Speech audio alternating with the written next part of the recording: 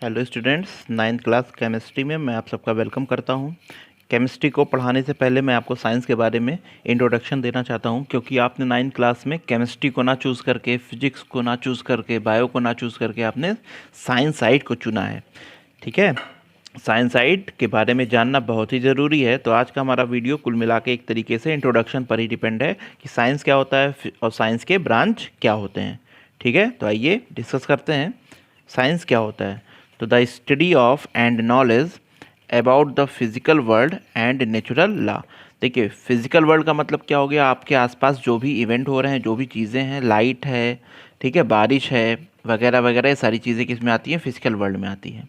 और natural law क्या होता है, जैसे आपको पता है अभी क्या है, अभी गर्मी शुरू हो रही है, गर्मी बढ़ेगी आगे, उसके बाद क्या होगा, बारिश होगा, बारिश के बाद क्या आएगा, ठंडक आएगा। तो एक तरीके से नेचुरल लॉ है। ऐसे बहुत से इवेंट होते हैं, तो इन सब की स्टडी हम किस में करते हैं, साइंस में करते हैं। तो एक तरीके से साइंस बहुत ही ब्रॉड लेवल पे हमें स्टडी करना होता है। तो इस कारण साइंस को हम क्या कर लेते हैं, अलग अलग ब्रांच में डिवाइड कर लेते हैं। यहाँ पे बहुत ढेर सारे ब्रांच है, लेकिन आपको वही चीज़ यहाँ पे बताया जाएगा जो आपके बुक में है, जो आपको पढ़ना है। तो साइंस के यहाँ पे 3 ब्रांच में नाम ले रहा हूँ, फिजिक्स, केमिस्ट्री, बायोलॉजी आपको पढ़ने हैं। तो आइए एक एक के बारे में पहले जानते हैं। पहला, व्हाट इज़ फिजिक्स।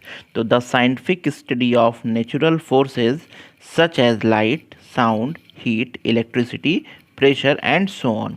यानी फिजिक्स क्या होता है, नेचर में जो फोर्स होता है। तो नेचर का फोर्स क्या होता है, ये लाइट होता है, साउंड होता है, हीट होता है, इलेक्ट्रिसिटी होता है, प्रेशर होता है। तो इन सब की स्टडी हम किस में करते हैं, फिजिक्स में करते हैं। ऐसे ही दूसरा होता है, व्हाट इज़ केमिस्ट्री।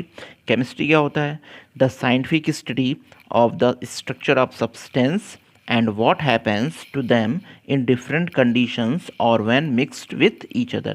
यानी जो सब्सटेंस होते हैं, कोई भी सब्सटेंस हो गया, उसका इंटरनल स्ट्रक्चर कैसा होता है, अगर दो या दो से अधिक सब्सटेंस को मिक्स कर दिया जाए तो बनता क्या है, एक नया सब्सटेंस बनता है, उसका नेचर क्या है। तो इन सब की स्टडी हम किस में करते हैं, केमिस्ट्री में करते हैं। ऐसे biology, the scientific study of living things. तो देखिए, बायोलॉजी में हम लोग किसकी स्टडी करते हैं, लिविंग थिंग्स की। तो लिविंग थिंग्स में कौन आता है, प्लांट्स और एनिमल। यानी बायोलॉजी साइंस की वो ब्रांच है जिसमें हम लोग प्लांट्स और एनिमल की क्या करते हैं, स्टडी करते हैं। आगे बढ़ने से पहले मैं आपको साइंस के यूज़ या स्कोप के बारे में बताना चाहूँगा। ठीक है, तो आइए देखते हैं। Science help us to understand the environment, the world around us, our past, our future, everything. यानी साइंस क्या करता है, हमें समझाता है हमारे इन्वायरमेंट के बारे में, जैसे बारिश कैसे होती है, या क्लाउड का फॉर्मेशन कैसे होता है, कपड़े जो गीले रहते हैं वो ड्राई कैसे हो जाते हैं, और भी बहुत सी चीज़ें होती हैं जो आपके ब्रेन में रहती हैं। ये सब हम समझेंगे धीरे धीरे साइंस में।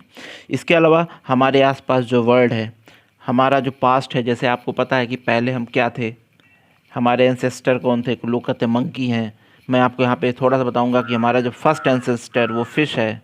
ठीक है, हमारा जो लाइफ है वो, उसकी ओरिजिन कहाँ पे हुई है, वाटर में हुई है। सारी चीज़ें आप साइंस में पढ़ेंगे। डायनासोर कब आए, कैसे आए, कितने पहले आए, ये सब साइंस में ही आपको पता चलता है।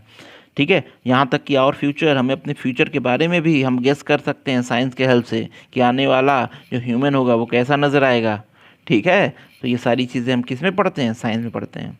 What we see, what we eat, what we think, everything is science. यानी सब कुछ साइंस है। जो भी आप सोचते हैं, जो भी आप खाते हैं, जो भी आप देखते हैं, सब कुछ क्या है, साइंस है। Without science human would not be able to solve disease. देखिए, साइंस के बिना हम किसी भी बीमारी को सॉल्व नहीं कर सकते थे। हम वायरस की डिस्कवरी नहीं कर सकते थे। माइक्रो ऑर्गेनिज्म जो हमें दिखाई नहीं देते, जैसे अभी देखिए कोरोना वायरस बहुत फेमस है। तो कोरोना वायरस का पता कैसे चला, क्योंकि साइंस ने उसे पहचानने के लिए क्या दिया, टेक्निक दिया। उसी कारण, नहीं तो लोग मरते चले जाते, पता नहीं चलता कोई क्यों मर रहा है। अब कोरोना वायरस की डिस्कवरी हुई है, तो आने वाले समय में उसकी मेडिसिन भी केमिस्ट्री के थ्रू ज़रूर बनेगी, और उस पर भी हम लोग क्या करेंगे, अपना क्या करेंगे, कमांड कर लेंगे। ठीक है, तो ऐसे ही आगे सर्जरी, जो ऑपरेशन वगैरह होते हैं, इंस्ट्रूमेंट वगैरह, सब साइंस ने ही दिया है। सेटेलाइट, आप घर बैठे टीवी देखते हैं, मोबाइल चलाते हैं, नॉलेज लेते हैं, तो सब देखिए सेटेलाइट साइंस का ही यहाँ पे क्या है, यूज़ है। ठीक है, तो और भी बहुत सी चीज़ें हैं जो साइंस में होती हैं। बहुत साइंस बहुत ब्रॉड लेवल पे है। तो ये तो एक बहुत छोटा सा मैंने आपको नॉलेज दिया, अभी आप धीरे धीरे सारी चीज़ें सीखेंगे। तो आइए मैं आपको अपने सब्जेक्ट पे ले चलता हूँ, केमिस्ट्री पे। तो केमिस्ट्री का भी इंट्रोडक्शन आज ही मैं आपको रखता हूँ इसी वीडियो में। देखिए केमिस्ट्री टर्म आया कहाँ से, पहले इस पर डिस्कस करते हैं। तो देखिए इजिप्ट एक कंट्री है जिसे मिस्र के नाम से सभी लोग जानते हों, ठीक है। इजिप्ट की जो सॉइल है वो ब्लैक कलर की होती थी। ब्लैक सॉइल को ग्रीक में कीमिया कहा जाता था। तो जो केमिस्ट्री टर्म है वो कीमिया से डिराइव्ड है, याद रखिएगा।